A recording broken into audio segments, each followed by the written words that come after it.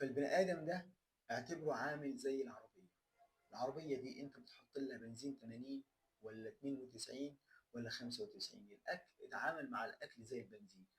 انا الفتره دي حرفيا انا الفتره دي حرفيا تعبان جدا جدا بسبب اني تهاونت الثلاث شهور اللي فاتوا في موضوع الاكل بعد ما قعدت سنه كامله عندي نظام في الاكل وماشي على اكل صحي وانتاجيتي بسم الله ما شاء الله. فجيت رجعت تهاونت في موضوع الاكل وبقيت ان انا يعني اقابل ناس واكل هنا واكل هنا فصحتي اتدمرت، معدتي اتدمرت، تركيزي قل، في مشاكل. فلذلك بدات ان انا ارجع لموضوع الانتاجيه والتركيز. والفيديو ده انا عامله لنفسي قبل ما اعمله ليكم عشان افكر نفسي بالعادات والحاجات اللي انا كنت شغال عليها السنين اللي فاتت عشان ازود انتاجيتي.